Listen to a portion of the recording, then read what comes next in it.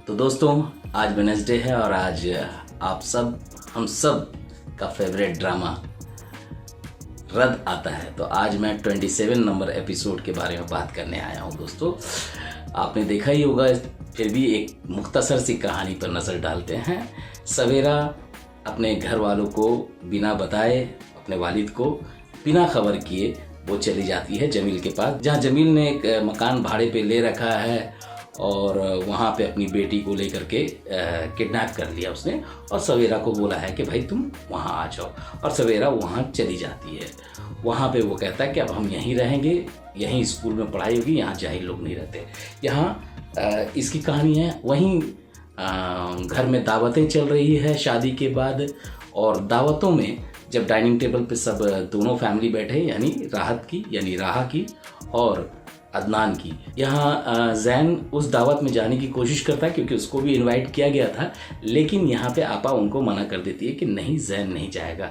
और फाइनली ये लोग जब जा करके पहुँचते हैं, डाइनिंग टेबल पे बैठ के खाना खाते हैं, तो उस डाइनिंग टेबल पे सालार के वालिद बात कर रहे हैं ईमान और सालार के रिश्तों की, और इस बीच जैन के भी राज वहाँ पे खुलते हैं। तो सालार की वालदा को, यानी कि सौतेली माँ को पता चलता है कि अच्छा, इस वजह से शादी की थी इन्होंने ईमान की सालार के साथ। अब क्या षड्यंत्र है, इससे आगे क्या होगा और वो बीच में जैन को लाएंगे, ये आने वाले एपिसोड में पता चलेगा। तो फिलहाल यहीं तक की एक मुख्तसर कहानी है। आइए सीन को एनालाइज करते हैं।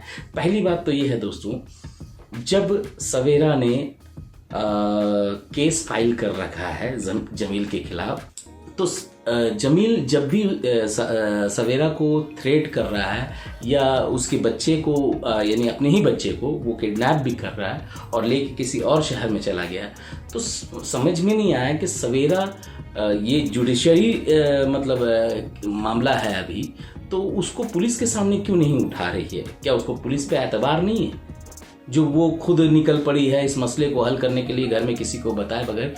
अब यहाँ पे राइटर ने थोड़ी सी बेवकूफ़ी की है, और जबकि उनसे उम्मीदें नहीं है, क्योंकि ये ड्रामा एक बहुत ही कमाल का ड्रामा है।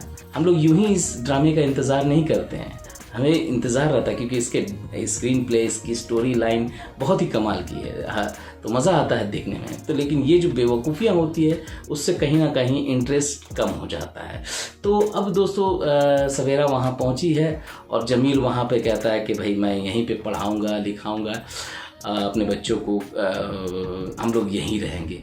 मुझे समझ में नहीं आया कि जमील सवेरा को किडनैप क्यों किया। ठीक है, आगे खोल सकते हैं, लेकिन यहाँ पे तो समझ ही नहीं आ रहा कि वो उस जगह पे रहना क्यों चाहता है, जबकि वो तो इससे पहले एक बार सवेरा को मारने के लिए लेके जा रहा था, जहाँ वो बीच रास्ते में गाड़ी से उतर करके भागने की कोशिश करती है और उसके बाद जमील फंस जाता है, लेकिन सवेरा भागने में कामयाब हो जाती है। आज फिर इसको, तो अगर उसकी जान का दुश्मन है तो यहाँ पे वो उस घर पे ला करके क्या उसकी उसकी खिदमत कर रहा है, उसको एक भाड़े का घर ले लिया है, समझ भी नहीं आ रहा है, जबकि उसका अपना मकान वहाँ है। तो क्यों लाया, ये थोड़ी सी अभी कंफ्यूजन है, लेकिन कन्विंसिंग नहीं है। देखिए, ठीक हो, आगे चल करके पता चलेगा कि किस लिए लाया था, मारने के लिए। अभी उसने बस में रोक लिया है, और अब वो बस का सीन जहाँ पे एंड किया गया है कि उसने सवेरा को देख लिया। हो सकता है कि बस अगले एपिसोड में ये पता चले कि नहीं, उस जैसी एक औरत दुपट्टा जो डाले हुए बैठी है, वो कोई और औरत है। फिर वहाँ से वो भागेगा, फिर ओरिजिनल सवेरा के पास पहुँचेगा, तो फिर वहाँ पे सालार आ जाएगा। तो हो सकता है ऐसा हो, मैं ज़रूरी नहीं कहता, हो सकता है ये भी हो कि यही सवेरा हो। अब कहानी यही है दोस्तों। अब आइए अगले पॉइंट में बात करते हैं। अब एक सीन बहुत कमाल का दोस्तों, जो जैन और उसकी फैमिली बैठे हैं, तो वहाँ नौकर का बार बार आना और एक पंचलाइन मार करके जाना, भाई शादी हुई है कि इलेक्शन, सबकी नींदें उड़ी हुई है।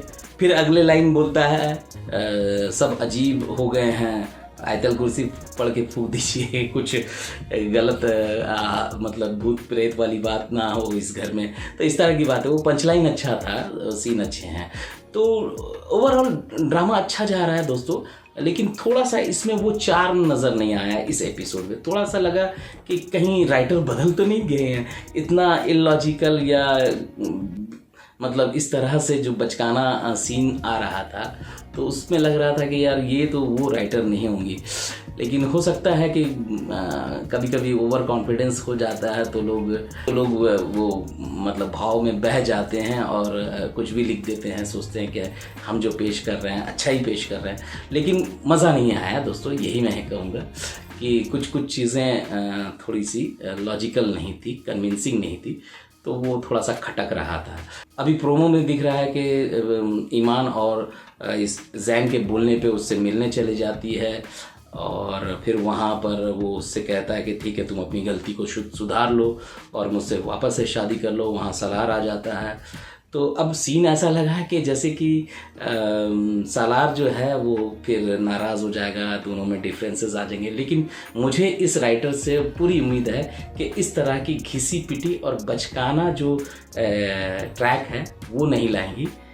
जिस तरह से कैरेक्टर लेके चली है कि हिबा का कैरेक्टर, जो ईमान का कैरेक्टर, वो बहुत ही स्ट्रांग लड़की है और बहुत ही इंडिपेंडेंट है, तो वो इस तरह की बचकानी बातों में नहीं आएगी और वहाँ पे फिर एक बार जैन को मुंह तोड़ जवाब मिलेगा, ऐसा मुझे लगता है। लेकिन प्रोमो से लोगों को कंफ्यूज किया गया है, तो देखते हैं आगे क्या होगा। तो यही बातें थी दोस्तों, वीडियो को ज़्यादा लंबा नहीं करते हैं, यही बातें ख़त्म करते हैं और बस ये गुजारिश करूँगा कि मेरे साथ बने रहिए। मैं अगला वीडियो लेके आऊँगा किसी नए ड्रामे के बारे में या किसी नए एपिसोड के बारे में।